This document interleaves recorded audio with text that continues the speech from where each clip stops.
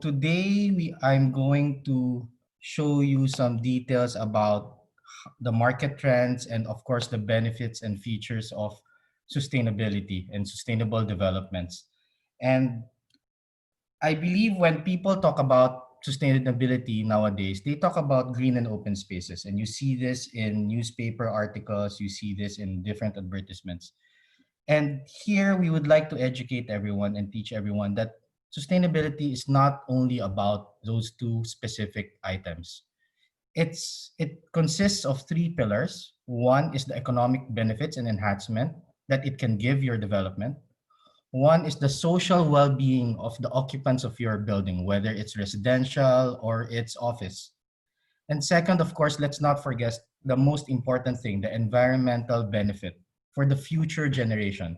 And there was this post by the CEO of World Green Building Council about a week ago. And she mentioned that even with COVID-19, only 8% of the carbon footprint was reduced. 8%. And that is with the entire world stopped moving, right? People stayed at home and still it's only 8%. So there's still a lot to do. And we believe that real estate plays a major role in able to help our environment. Now talking about the features of sustainable buildings, one layer connects to the other. So for example, one is double glazed glass. It is important to let the sunlight in, but not the heat, right? And heat affects efficiency of the air conditioning units, and in turn affects the efficiency of your employees inside the building. Now, double glazed glass does exactly that. It prevents the heat from coming in, but enough sunlight to go in your space, which goes into the efficient air conditioning system. So you need to be able to ask your suppliers of air conditioning units what the EER rating is, or the energy efficiency rating. Now, this way you should be able to understand how efficient the air conditioning unit you're supposedly buying for. And the different brands can give you the different efficiency ratings. You have the energy recovery ventilator. What happens here is that it controls the fresh air that comes into your space, and at the same time controls the heat that goes in together with the air. So this way it makes sure that the provisions for proper ventilation is done well. And next we have the solar energy system. Solar panels, you have to be able to understand and compute how you're going to incorporate it in your developments. There are two types of solar energies. One is wherein you have the batteries where you can store the energy, and one you can throw back to the grid and get the deduction in your next Meralco bill or your electricity bill. So these are main features, but just to go through a few, there are other features that you have to consider from the design phase. It's not something that you finish your development and think of, oh, okay, I want to add this into the new features of my building. It's going to be really hard. So you start with the orientation of your project, wherein you have to make sure that you avoid the hottest times of the day, like the north, south, east, and west, how to orient your building.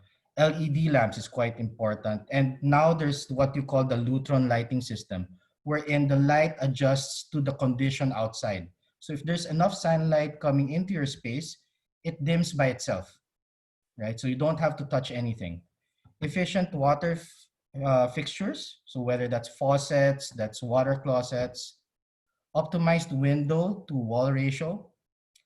Bigger windows doesn't always mean it's better for everyone, but bigger double glazed windows is actually better. So you have to distinguish between the two and be able to ask the right questions.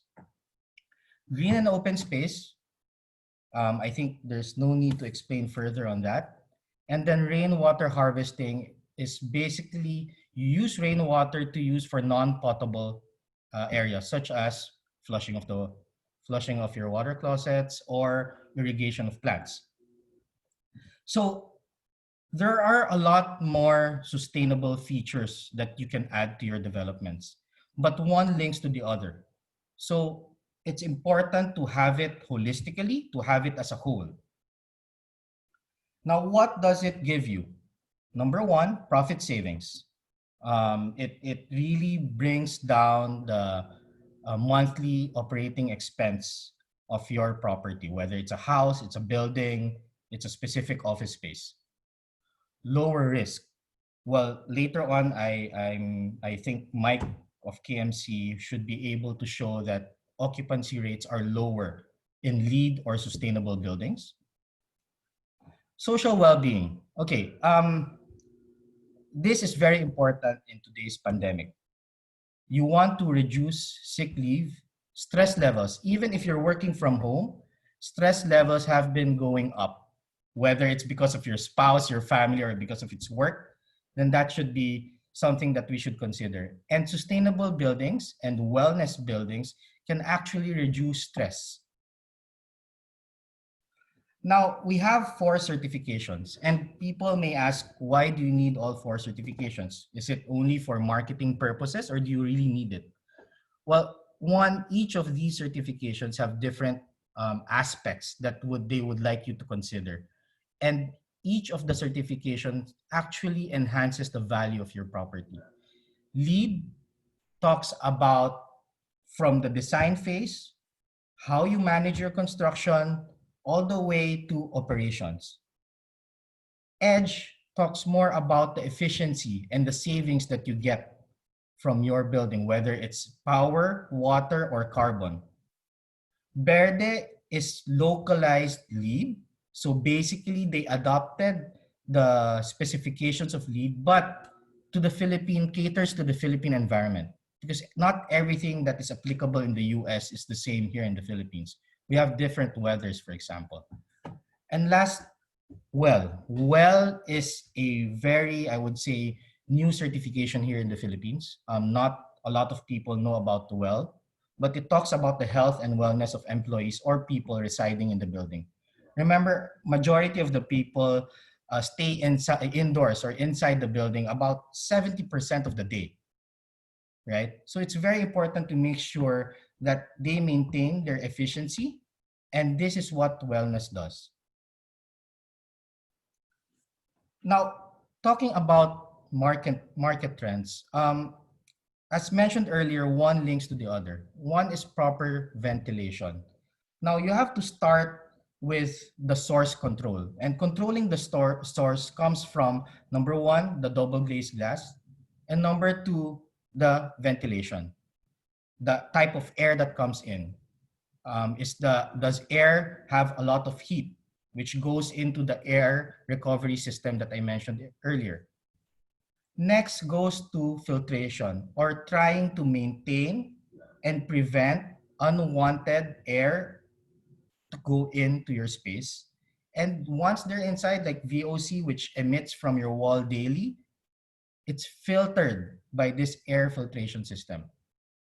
And I believe moving forward, more and more people will be looking at buildings in a different way. Number three is contactless features. And it's also very important during this pandemic. Contactless features is not limited to the usual automatic faucets that we see or the automatic soap dispensers that we see. There are now contactless elevators wherein you just need to tap your card and it tells you directly which elevator to go to. You don't have to even press a single button. Common area lights is another sample, which has been there for quite some time, which people don't use because of the cost, right? But in the long run, it actually saves you more.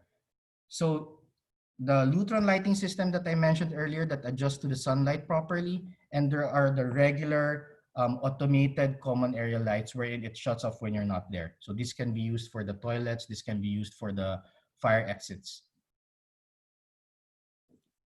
Lastly, physical activity opportunities. So this talks about the green and open spaces. This talks about where you can provide physical activities, not only for the employees, but for the entire building. You know, when you're managing a property, you don't think about your own employees. You think about the well-being of the entire building, whether they are your employees or the employees of your tenants. So it's good to put these opportunities and areas wherein they can do some physical activities for everyone. right? And maybe create those programs for them that they can join if they want to. Now, looking at the new trend, before I end my presentation and move forward with David, I would like to discuss one major trend that will come up. It's that people are not only going to ask about what's the price and what's the size of the unit. Things are going to change. It's not just about the layout. It's not just about how the facade looks like of your building. They will now ask about indoor air quality. They will now ask about specifications of your building. This pandemic actually teaches people on what the right questions are to ask. And the new thing now will be sustainability is the new luxury. And that is something that people will have to get used to, the developers. And this is what people will be more picky about, right? Going for luxury, but it's still sustainable. So that's it for my presentation. On to you, Isa. Thank you very, very much, Ollie. What a very informative and insightful presentation on sustainable developments. And let's not forget, my key takeaway is sustainability is the new luxury. Thank you. We're going to have hear more from Ollie later on during our Q&A portion. So again, to all of our attendees, should you have questions for Oliver, please do type them now at the Q&A button right there by the bottom of your screens. Thank you very much. Our next speaker now is from T1 Project Management. T1, by the way, is an industry-leading project management that offers a full breadth of service from inception through feasibility, design, construction, and final handover. Their high level of focus and dedication to projects distinguishes them from their regional competitors and allows them to build partnerships with their clients to deliver future initiatives. Our speaker is knowledgeable in design management capability and has detailed experience in construction management, on-site delivery, and client representation. He also is very hands-on in participating in various life cycles, feasibility, design and construction, infrastructure, commercial and corporate, and hospitality property development sectors. To talk about building sustainable estates, this time from a project management's point of view, please welcome T1's president, David O'Neill. Good morning to you, David. Good morning, Isa. Thank you very much for that introduction. That was, at the very least, glowing. So thank you very much. Thank you, thank you, thank you. Thank you also to Oliver for his informative presentation. Okay, yeah, so as Isa said, I'm going to excuse me, sorry, my video is not on. Apologies. Okay, is that better? I think that is. Much better. Nice to see you, David. Oh, by the way, David is coming to us live from Australia. Am I right, Dave? Indeed you are. So the one in technology. Is it David O'Neill or Tom Selleck? I can't tell. Ladies and gentlemen, that's our third speaker for today, but watch out for him. He'll be here in a bit. Take it away, yes. David. Excuse me, everybody. During lockdown, I've been taking liberties with my facial hair. Very sorry. Okay. Well, look, I'll get started. So as Isa said, I'm going to be discussing sustainable projects from a project management point of view, a design point of view, materials and construction point of view. So again, thank you for tuning in. I hope you're all doing well, looking after yourselves and looking after each other. I'll be talking about cost-benefit analysis of sustainable construction versus traditional construction methods, construction schedule comparisons and buildability, the integrative process of design and construction.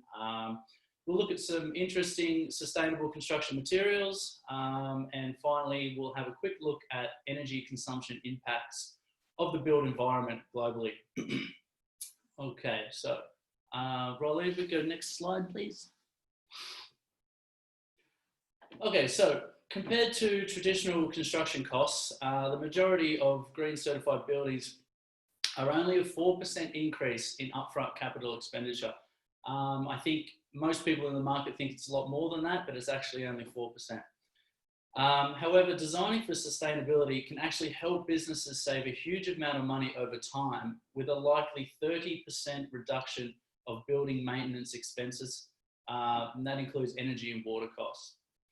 So when we look at cost, we should also be including the operational expenditure over the expected lifetime of the building, rather than just the upfront capital expenditure. Next slide. Okay, schedule and buildability. So in recent times, the world has seen a heightened focus on environmental sustainability for construction, though not so much research has gone in to analyse these projects in relation to their schedules, delays, and the causal factors for that. A survey in Singapore in which 30 construction industry companies participated identified the degree of project delay in 220 traditional construction projects and 96 green construction projects.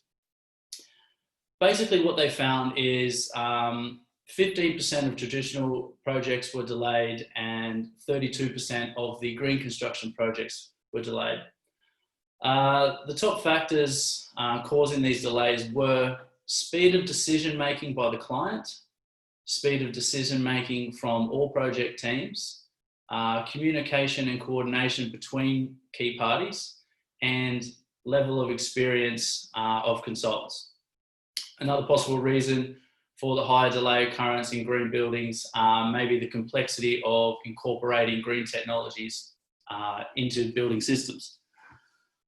However, it's not the end of the world, and it's not the end of sustainable building projects.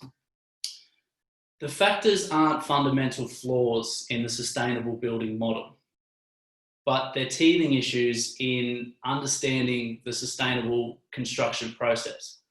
Clients, consultants, and construction professionals must all understand the integrated and iterative approach required in order to proceed without delay. These will surely be overcome very quickly as the construction sector matures and adapts as it's always done. Okay, next slide. Okay, so approaching design for sustainability. Success in sustainable buildings is best accommodated through an integrated design process that views cost effectiveness not just in capital outlay in the short term, but also in building efficiency in the long term, ultimately reaching your ROI, as discussed earlier. This process engages all project team members in developing beneficial interrelationships and synergies between the systems and components. By integrating the systems, the team can achieve high level of building performance and environmental benefits. Conventionally, the design and construction disciplines work separately in silos, and their solutions to design and construction challenges are fragmented. They're perhaps not acceptable when the building is viewed as a whole or an entire system itself. When areas of design and construction work are integrated, it becomes possible to significantly improve building performance and achieve synergies that yield economic, environmental, and health benefits.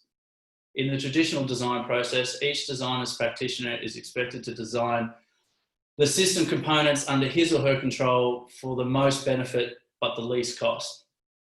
In an integrative process, the entire team identifies overlapping relationships, services, and redundancies among their systems,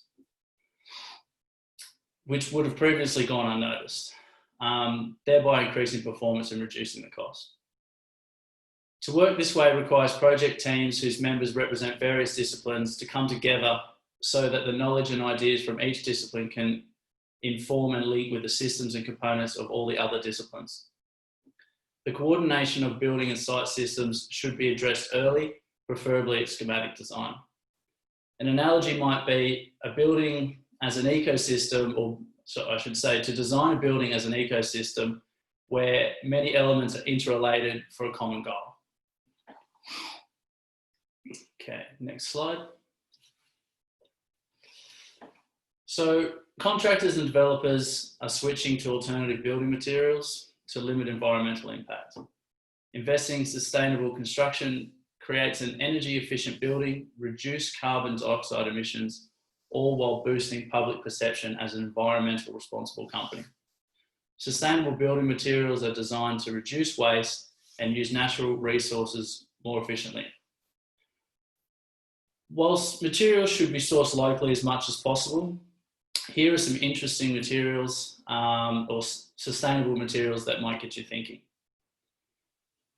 So first we have bamboo. Bamboo flooring is a popular alternative to traditional hardwood. Comes in a variety of styles and colours. Bamboo is actually a fast-growing grass, which aids in its sustainability.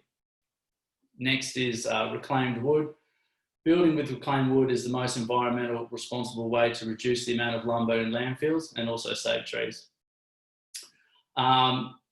History of reclaimed wood, or I should say, on top of that, reclaimed wood would also add plenty of character to your project.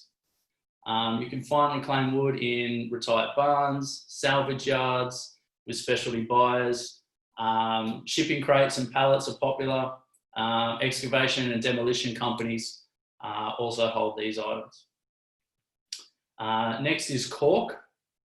So in recent years, cork flooring has become much more prevalent in homes and also in commercial spaces. It is one of the most sustainable building materials, as the harvesting of cork does not harm the tree. Not only is it highly renewable, but cork also has hypoallergenic properties, fire retardant qualities, and is resistant to liquids. And then this is a tongue twister, mycelium. Now, mycelium are the root-like fibres found in mushrooms. Combined with pasteurised sawdust, mycelium can be formed into nearly any shape to be used as a sturdy building material. The mushroom-based building material can withstand extreme temperatures, making it an organic, compostable alternative to home insulation, styrofoam, and even concrete. Next slide. Okay, so ferroc. Ferroc is another concrete alternative. Ferroc is created from steel dust or ferrous rock, left over from industrial processes, usually sent to landfill. When combined with carbon dioxide and iron carbonate, it creates a viable alternative to cement, which can be poured in to form driveways, pathways, staircases. Next is sheep's wool. In place of a chemical-laden insulation, sheep's wool is a great natural alternative. It insulates homes as well as conventional insulation, but requires less energy to manufacture. One of the most eco-friendly ways to insulate your property is sheep's wool. It will both increase your energy efficiency and soundproof your office. Next is recycled steel. So according to the Steel Recycling Institute, a 2,000 square foot house, or a 200 square metre house, I should say, requires up to 50 trees to build, while a frame made of recycled steel requires the steel equivalent of just 6 scrapped cars. Since steel is 100% recyclable, it can significantly reduce the ecological impact on new construction. And last is low E windows. So windows can make a huge impact on the amount of energy you use to heat and cool your house, or building, I should say. Low E is short for low thermal emissivity. Low E windows are coated with a tin oxide. This thin layer helps to absorb the UV rays, blocking heat without limiting light. On top of cutting energy bills, low E windows can also prevent interior fabrics and carpets from fading early. Okay, next slide. Okay, so I just thought I'd put in a quick note about environmental impacts here. So the built sector is responsible for upwards of 40% of the world's greenhouse gas emissions. I was surprised when I came across that stat. Buildings use approximately 35% of all global energy resources and are the main consumers in modern society. Additionally, buildings require the plundering of vast amounts of various raw materials and require huge amounts of energies in processing of these materials. By building sustainable projects, even with the technology we have today, we could ultimately reduce the entirety of humanity's energy consumption by 10%. Next slide. So this is just summing up basically what we've gone through. Designing for sustainability can help businesses save a huge amount of money. Success in sustainable building design is best accomplished through an integrated design process. Investing in sustainable construction creates an energy efficient building, reduce carbon emissions, boost public perception, and building sustainable projects, we can significantly reduce our energy consumption. So that's all for me. Thank you very much, guys. I'll hand it back to Isa. Thank you. Thank you very, very much, David. Again, I love how you totally broke it down to every single detail of what materials especially you can use to be able to build sustainable estates. Thank you very much for that. David will be back for a Q&A at the end of our speakers. Actually, we have one more to go. But for now, we have a couple of questions in the Q&A box. And should you wish to add to it, please, we welcome your questions. Just type away in the Q&A box button right there at the bottom of your screens. Actually, Ollie, earlier also, someone was already saying, very succinct presentation, very wonderful for Oliver, and I have no doubt that our attendees also had a lot to ingest from David's offering. Thank you, David. We'll see both Ollie and David at the end after this last speaker, who happens to come from KMC Savills. KMC Savills, ladies and gentlemen, is an award-winning real estate services firm involved directly in transactions for office, investments, retail, industrial, and hotel locators, residential properties, and research and consultancy. KMC Savills is a full-service real estate firm widely recognized as the best-in-class real estate agency in the Philippines. Our speaker comes from a strong commercial real estate background, taking on a key role in all brokerage transactions. He's also been instrumental in the growth of the company, leading a team of over 180 professionals across a range of services. So here now to talk about the Philippine property market response to sustainable developments and the post-pandemic scenario that the property market will now face, please welcome KMC Savills Managing Director, Michael McCullough. He was the voice we heard earlier. Hi, Mike. Yeah, that was me, taunting Dave O'Neill, or Tom Selleck, if you will. Thank you for that lovely introduction.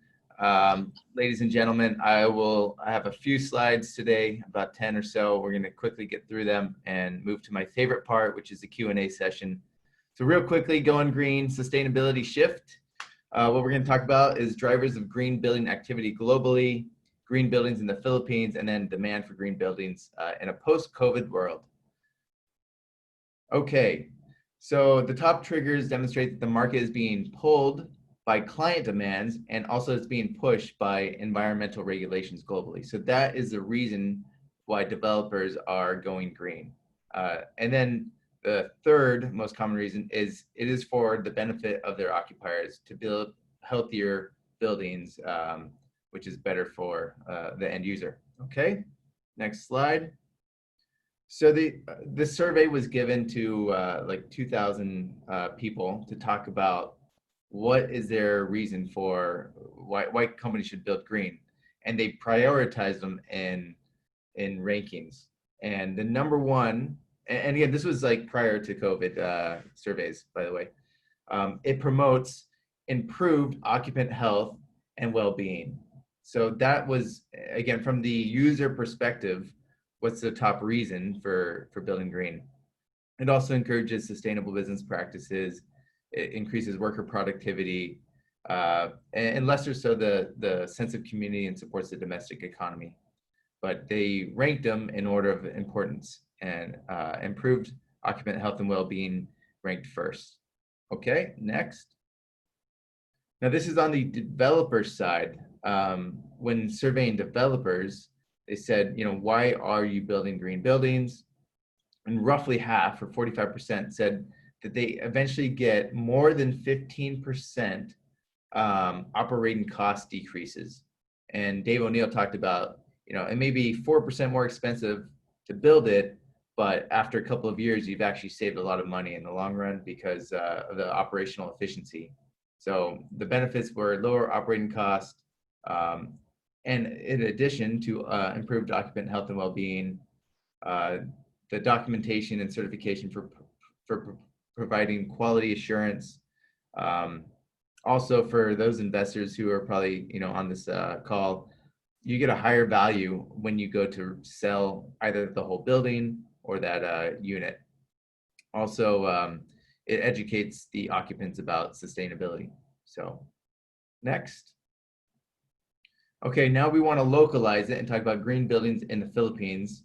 Oliver earlier said green buildings have higher occupancy rates. I think he mean he said the opposite, but the occupancy rate is higher, the vacancy rate is lower in green buildings. So if you see the red line on the chart, that is the vacancy rate of green buildings in grade A green buildings in the Philippines, particularly in Metro Manila.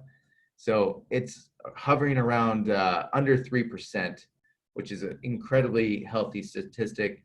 Conventional buildings vacancy rates are a bit higher than that. And again, the market has been very, very strong for commercial real estate entirely. But in a post-COVID world, the buildings that will vacate first will be your conventional buildings, and all these companies, particularly the multinationals, they'll be moving into higher quality buildings, which are most likely to be green. Okay, next. So I just want to talk about the total stock of green buildings. Arthur Land was really an innovator and pioneer in this space, building the first LEED gold condo, particularly. And they've also done, a LEED platinum office tower here in BGC. And you'll see that the majority of the chart on the right, the majority of green buildings happen to be in BGC. So about 33%, followed by the Bay Area and Makati CBD. And on the left, conventional buildings make up about 72% of all buildings in the grade A class, and green buildings are just under 30%. Next. And again, that's just to see it grow over the last 4 or 5 years. So you can see that there's a ton of new inventory, and the inventory of green buildings has more or less doubled from little under a million, about 1 million square meters to over 2 million square meters here in Metro Manila. Next. So one of the reasons that developers do spend that extra 4%, because many of them actually don't get those operational efficiencies since they're not the end user, is to attract the highest quality tenants in the market. And this is just some of the logos who are currently in green buildings today in the Philippines, mind you. So that's Amazon's, the Facebooks, Sun Life, ING, Dell, Shell. These are high quality tenants that won't be, that have been around for maybe 100 years or 20 years. They're not going anywhere, and they will survive many, many crises. Okay, next. So demand for green buildings in a post-COVID world. Next. Just some of the headlines that we wanted to highlight. Climate change, could the coronavirus crisis spur green recovery? So I think they're looking at there's a couple different timelines to look at stuff. There's the immediate time frames, midterm time ranges, and long term. And in the mid to long term, you're going to start seeing a lot more buildings in a hub and spoke market. So buildings out where people live, those are going to be ideally green, sustainable buildings that are cyclicable and pedestrian friendly. That's a tough word for me. You can work from home or work nearer to home. I think that it will be the strategy moving forward. And in the EU, they mentioned that all their COVID-19 investments should go towards reducing carbon emissions and promoting digital businesses. So we think we'll see a lot more money moving into sustainable buildings. The next headline, survey shows investments in sustainability, resilience, smart building technology to increase. There's roughly 13% more buildings are looking to go green than before, 18% increase in people looking to lease spaces in green buildings. So I think this is really front and center of occupiers' minds more so now than ever before. It's taken us many, many years to educate the Philippine market on why to pay a little bit extra to go into a green building. Now it's a no-brainer decision. Every single company that cares for their employees is going to put them in a green building. So Ollie mentioned ventilation, MERV filters. Obviously, that plays a crucial role, we now know, in indoor air quality, stopping pathogens from spreading. The other thing he mentioned was having all that double glazed windows. Those windows still let UV light in. UV light does kill viruses. So having access to fresh air, lots of natural light is going to lead to a healthier occupier environment. Next. And that is my presentation. I loved it. You're like, next. Thank you very, very much. Slide to save you some time there. So we get to my favorite part, Q&A. Definitely. Thank you very much. That was Michael McCullough, ladies and gentlemen. And as promised, it is time to open our Q&A segment. So let's bring all of our speakers back. Oliver Chan and David O'Neill. Let's bring back David. Actually, we have a couple of questions already. Thank you to our attendees for sending them over. First things first, we have a friend who's from LA. Belle Morales is asking, what are the updated incentives for developers, tax, etc., who are using products which contribute to LEED points? Actually, Belle's question is related to another anonymous attendee who posted, are there any government support in the Philippines for developers to adopt these sustainability and wellness certifications given the pandemic? Who would like to give this a that one you can take on? Yeah, I'll do that. Well, now there is no distinct or definitive incentive that the Philippine government gives for LEED or sustainable buildings. But, to be honest, it's actually the responsibility of the developer to provide these LEED features to their clients, whether it's buyers or tenants. I mean, if you really think about how your buyers will benefit from your developments and how your developments will maintain its value, then I think the developers shouldn't even think about the incentives from the government. They should actually act responsibly and put it into their design and developments immediately. So let's not wait for government initiatives. I mean, the environmental impact is great, and we shouldn't wait for any incentives for us to do something about it. No, Mandaluyong has a requirement, and even Quezon City that has a requirement for green rooftops, but there's no fiscal incentive for that, right? Yeah, I think it would be great for them if they do, because I mean, it brings in more companies to the Philippines and investments to the Philippines if they do give incentives. But I guess we just shouldn't wait for it. Yeah. Hopefully it's something that will follow, because there will hopefully be a demand for it. And that's why we do have this webinar, because we want to make sure we share this knowledge to our attendees and maybe they can push for it. Yeah. Well, there is absolutely, there is client demand in this decision. So, if you're a developer and you're slow to react, there'll be no demand for your product, which is antiquated. Okay, so that could be the first step. Thank you for that, Ollie and Michael. I have a question from a friend from the press, Rivka Nagtalon. Thank you. She is from Property Report PH of the Philippine Star. Interesting point on social well-being. That's Mike. Do you have initial indications on what businesses or individuals are willing to invest in a property development that offers this benefit? Also, she has a second question, post-pandemic. There seems to be a more cautious approach to anything that refers to spaces that accommodate social interaction. How do we see social well-being in this sense being enabled? Thank you to Rivka for that question. Mike, can I put you in the hot seat for this one? Can I take the second question first? Because it's okay. There seems to be a cautious approach to spaces that accommodate social interaction. Okay. Yeah, so all these co-concepts, whether it's co-working, co-living, social interaction seems to be a scarier thing on people's minds right now.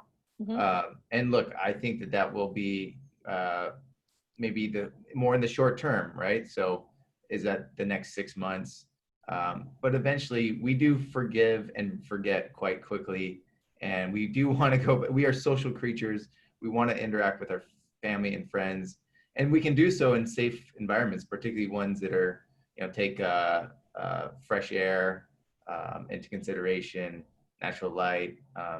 those are much safer environments for us to be in than some other forms of public transportation that people are being forced to be in. Even many grocery stores, there's zero light, they're recycling the air. So people are willing to go to a grocery store, but they're not willing to go to, some of these parks and stuff with fresh air. And again, the office is probably the least dangerous environment that you'll go into, where a mall or a grocery store could be many times more dangerous. So I For think the we first, will live and forget later. It may be a while though. thank you for that. How about the first question? Again, interesting point on social well-being. Do we have the initial indication on what businesses or individuals are willing to invest in a property development that offers this benefit?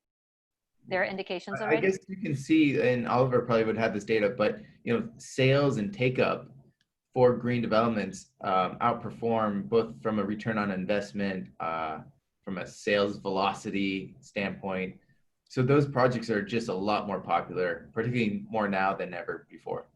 Yeah, I think what I agree to what Mike said. I mean, we sell both locally and internationally, and people seem, especially in the international market, people seem to respond more when you talk about sustainability. I was in this webinar with the U.S. agents, brokerage firms in the U.S., and this agent from New York mentioned that their clients buying $3 million to $5 million apartments have been asking about indoor air quality and what type of air filters they've been using. So it is trickling down, whether it's office or it's residential.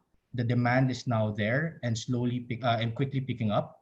And with our building itself, our Tenant Century Pacific Tower, I think, thank you, Mike and his team, for fully leasing it out. But the demand for sustainable, and even the tenants themselves getting their own LEED certifications, are already there.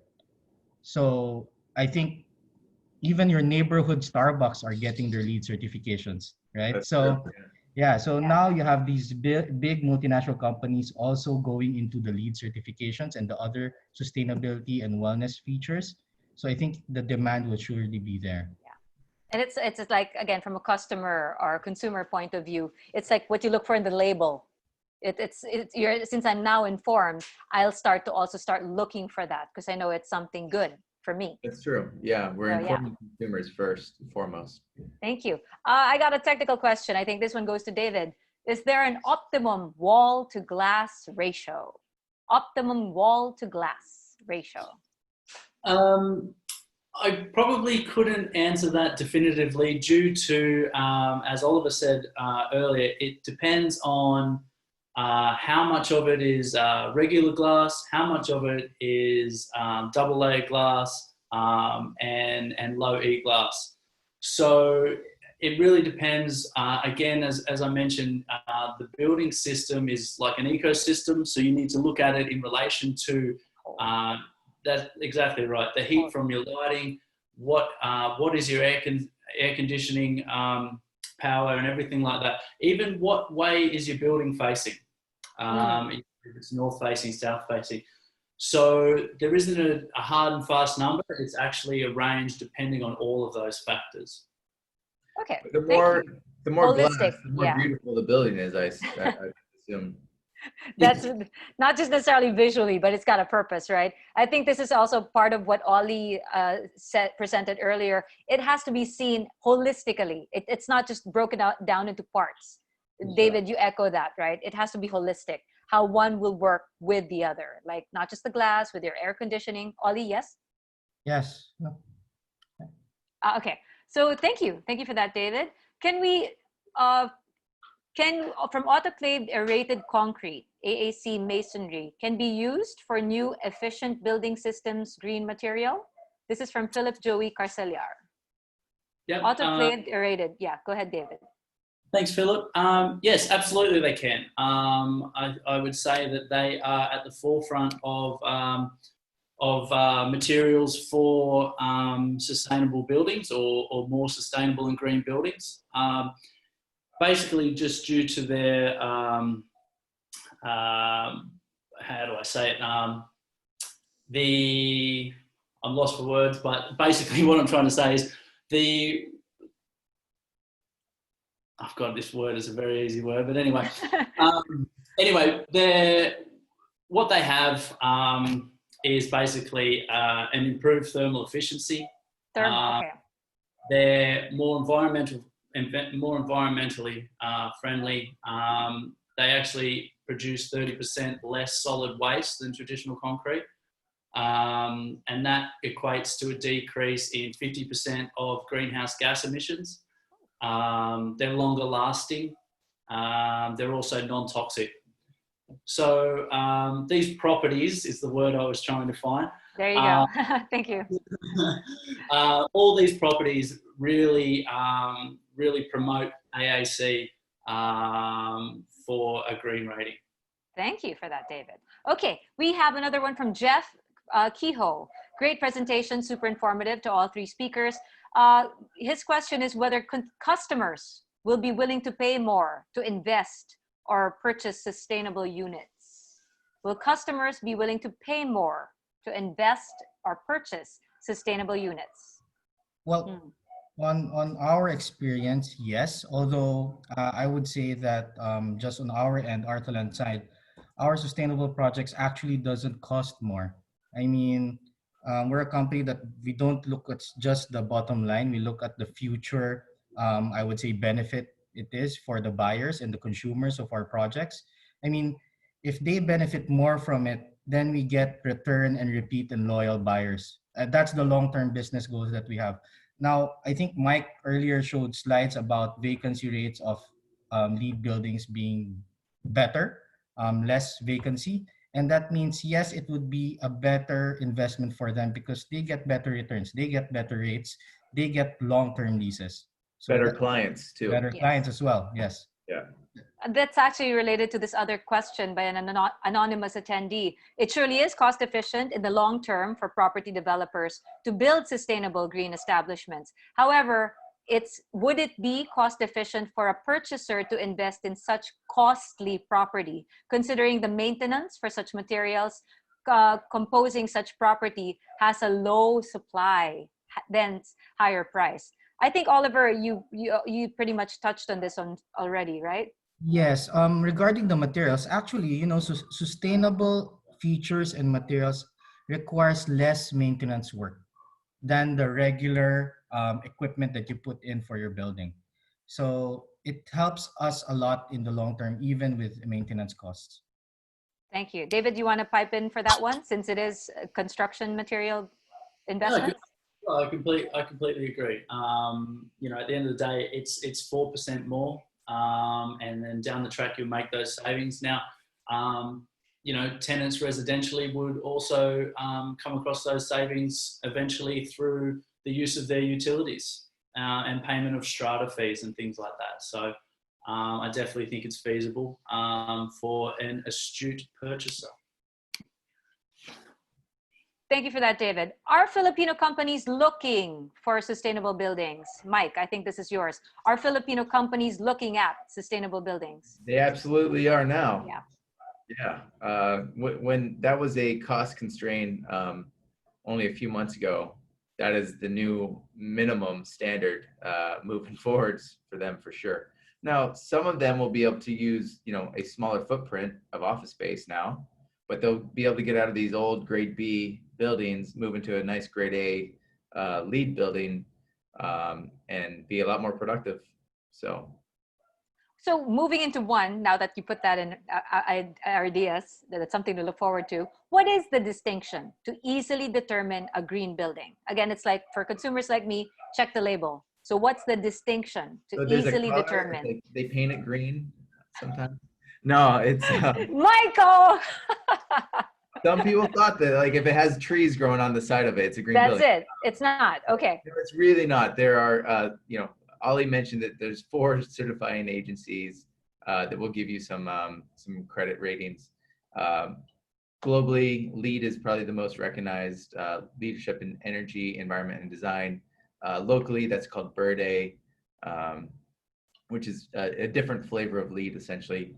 Those stamps of approval or certifications would let you know that it is a LEED building. the marketing agencies would be more than happy to talk to you about the building's, sustainable features. And it is true that that many buildings can actually have sustainable features, but they don't pay for those rating systems. Mm. So, and again, I think LED lighting is now the standard when that was a premium feature only a few years ago. So Okay. you're starting to see a lot of, just the costs have come down so much for sustainable building materials that it's the standard, even if they get the certification or not. Thanks, Michael. Let's talk about conversion then. This is from Martin Matangihan Jr. Is it possible to convert conventional buildings to a green building? And it's actually related to Carla Rodriguez's question. How far apart is the cost of a traditional building to a green building? They're wondering why other developers aren't doing it. So first, let's talk about conversion. Conventional to a green. Yeah. David, I think this is what you call retrofitting. I think, Yeah. is that it? Yeah. Retrofitting, yep. So there is a lot of retrofitting or conversion works that you can do. These are updating your aircon system, as Oliver was saying before. There are a lot of filters and energy recovery systems that you can install into your existing aircon system. Updating of your glass facade, as we mentioned before. Again, also we can look at lighting, so changing everything to LED lighting. We can look at the BMS, which is called the Building Management System, and work on certain relays and feedbacks that we have there. You can you can program your lifts to your elevators to act in different ways. You can work on contactless entry and things like this as well. So there are a lot of things that you can do to an existing building. I'm not exactly sure, and I must say I'm not exactly sure if you can obtain a rating from a retrofitting. Yes, you can. You can, yeah. So, yeah, so we've seen that with Insular Life, which is the corner of basically Ayala Ave and Cerro Rojas. So they retrofitted almost a 50-year-old structure, and they did get a LEED certification rating.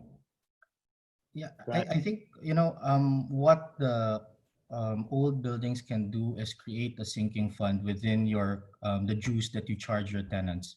By creating that sinking fund per equipment, you can slowly change the equipment towards more sustainable ones. Right. So you just have to time it and then create that sinking fund so that you have enough budget to change it slowly. The change doesn't have to be 100% change or renovation, right? Or overnight. One step at a Again, time. yeah, one step at a time. I know we tackled this earlier when it comes to investment, but again, the cost of a traditional building to a green building, Ollie, from your earlier presentation, around 4% more expensive, something like that? To construct, no, probably more, probably about 7 to 10, 7 to 12%. Sorry. Okay, so the 4% was for the materials. Yes. Sorry. Yeah, it also depends on the rating you're looking for as well. So silver, getting a LEED silver is cheaper than getting a LEED gold or a platinum. Ooh, okay. So those are all to be part of the considerations. 4% for materials, 7 to 12% for cost of building. And David, sorry, that last part? Also for the cost of... It's cheaper to get a LEED gold certification than to get a LEED platinum certification, because you don't have to do as many processes or materials and whatnot. So your percentage uplift is a range. But of course, you always want to aim for higher. Thank you. What is the necessity of green building during this COVID impact? How will it influence the residential condominiums in terms of market performance and construction inside and outside Metro Manila? So how construction's done, necessity of green building during COVID impact. How will it influence residential condominiums? Well, maybe real quick, I'll take a stab. Again, I think there's been a lot of attention on indoor air quality and occupational health and well-being.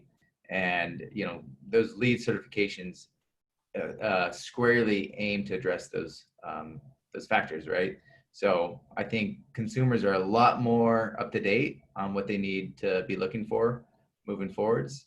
And when there's consumer demand, there'll be developer supply. Thank you for that, Mike. Someone's asking, can building ventilators really filter out viruses? We've been talking about fresh air and circulation, letting UV light in. But yeah, anonymous attendee, can building ventilators So really filter out? How what does it it work? can do, it can capture the particles. It doesn't necessarily kill it, but it'll capture it from recirculating in the air. That's why many systems are now looking at adding UVC lighting.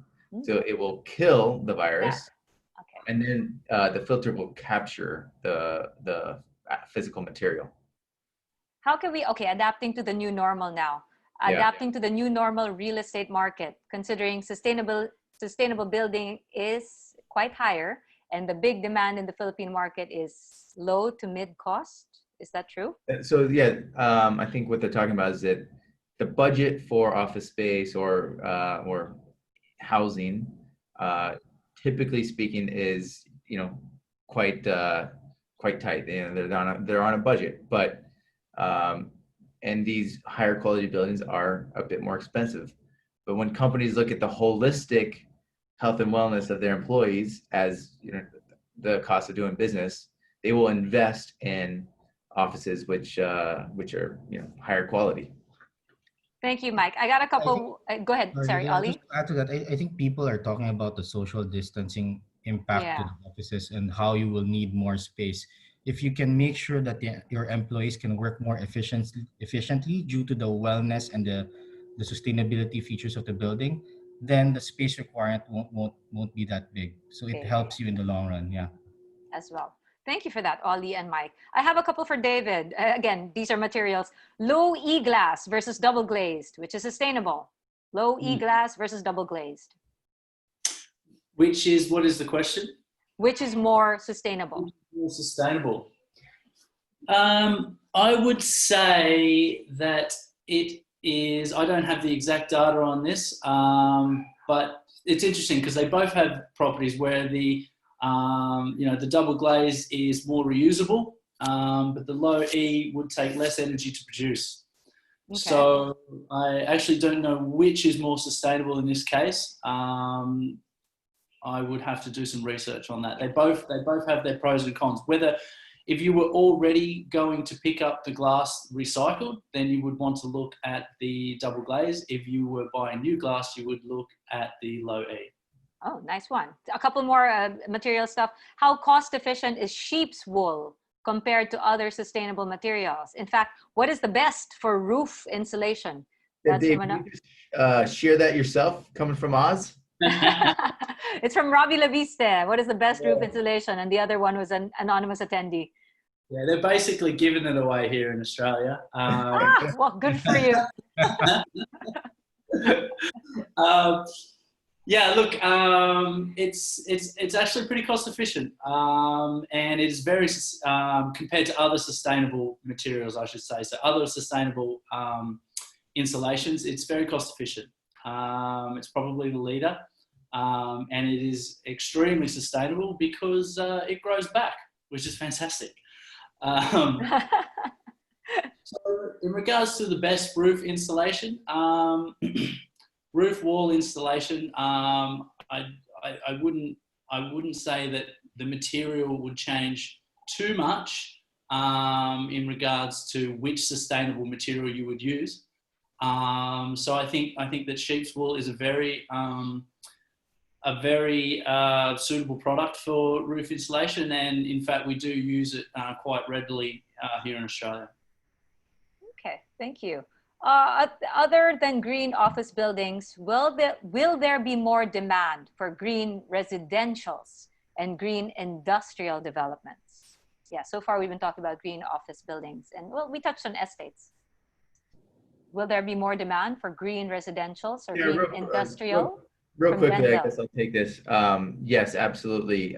There's not just green residential, but there's green neighborhoods. And again, Arthalan, I think, is a leader in coming out with the first LEED certified neighborhood, which is a development that is built around sustainable practices. So look, if you're able to take a look at occupational health and wellness and safety, those will absolutely be things that will be driving the middle upper income segment.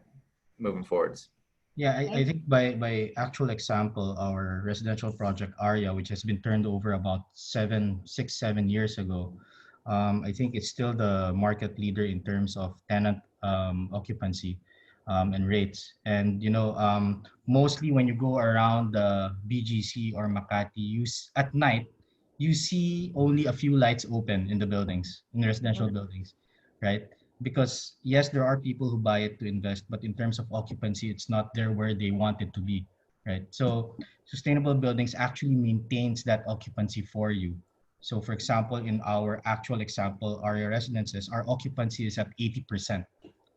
So this is quite high for a residential project. Okay, thank you.